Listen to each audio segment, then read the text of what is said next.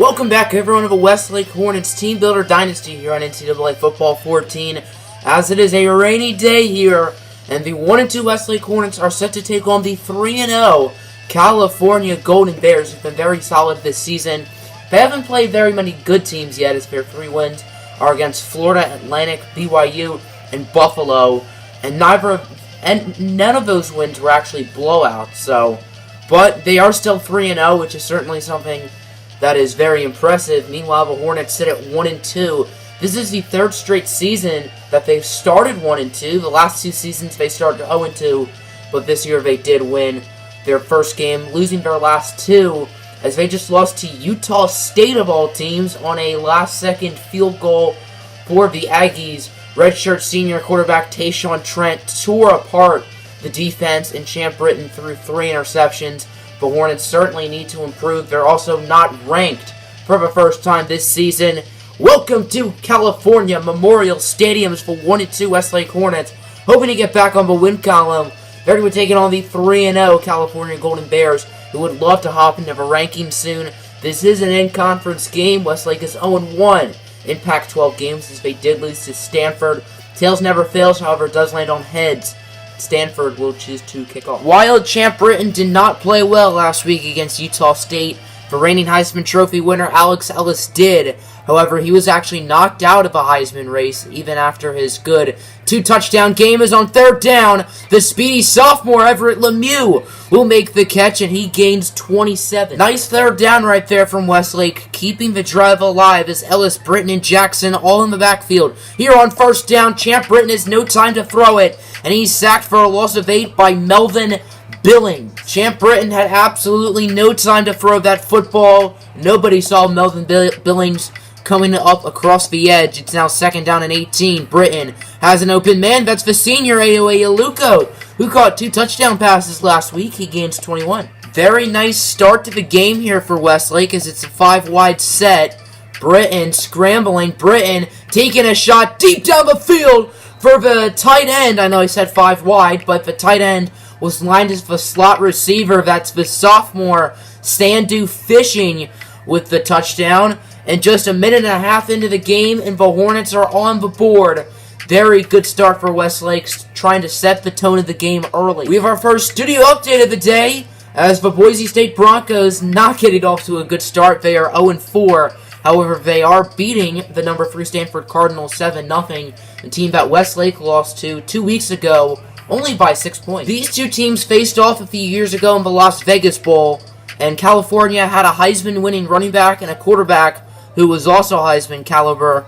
Neither of those 2 are here. They've both graduated, but Cal knows how to develop talent on the offensive side of the ball, as Leon Moore misses the tackle and Jonathan Perry gets 18. When these 2 teams did play in the Las Vegas Bowl a few years ago, it was the Golden Bears who came up on top, but it was still a pretty good game, as it's Maurice Walker in at quarterback. On the option, Brock Rivero, last year's Lombardi winner, misses the tackle, and that'll be 17 for Mo Walker. This has been a very fluent start for Mo Walker and the California Golden Bear offense.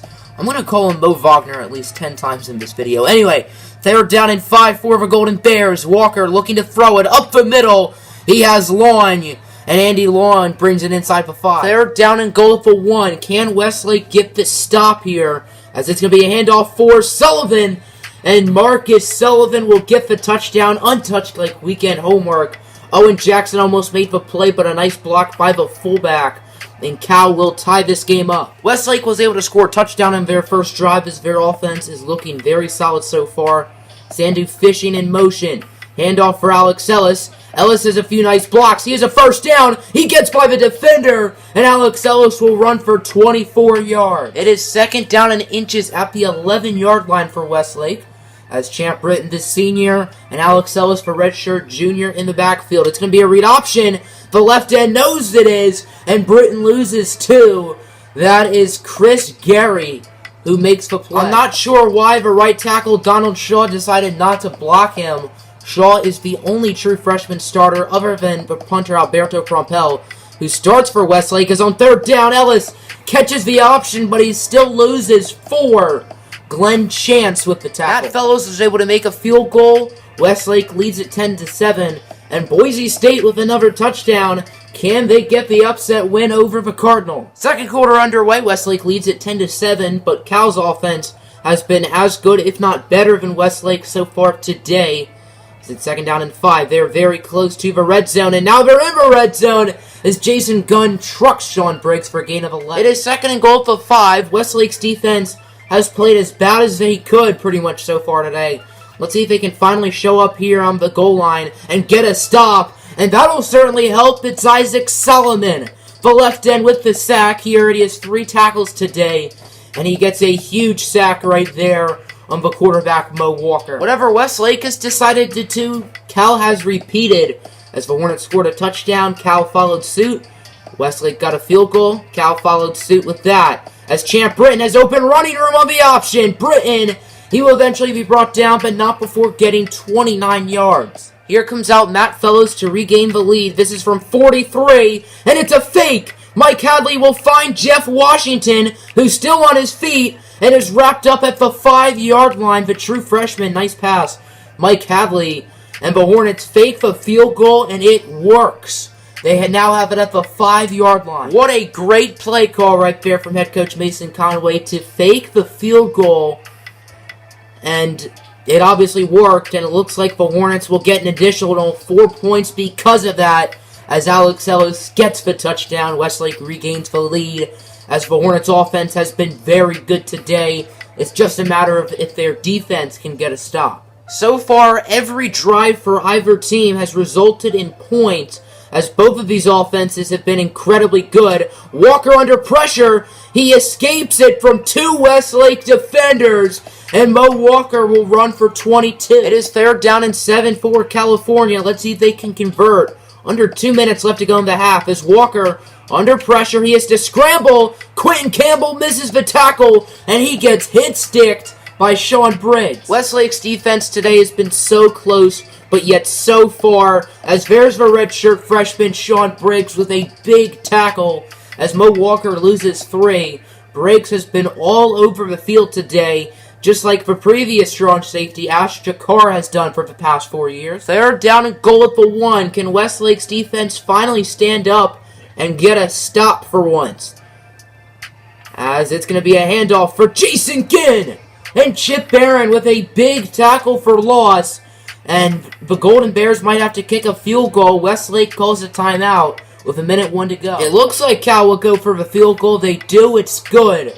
17-13 now your score with 1 minute and 1 second left to play, as Stanford has decided to be Stanford and show that they are the superior team, as they now have 14 unanswered, and they lead Boise State 17-14 with 3:24 to go in the half. 3rd down and 10. Westlake knows they cannot make a big mistake on this play, which would be a sack or a pick or a fumble, just nothing stupid. As Britton has a wide-open man deep, that's Michael Wilson. The defender can't get there fast enough, and Wilson brings it to the 15. 7 seconds to go in the half. Westlake has 1 timeout remaining. They're going to go for the touchdown on this play, as it's going to be a handoff for Alex Ellis, and he is stopped, losing 2. Big play for California. Westlake decided not to risk it for the biscuit, to just go for the points and make it a 7-point game. It's 1st down for California. They're a little bit past midfield. Pretty good start to the drive for them.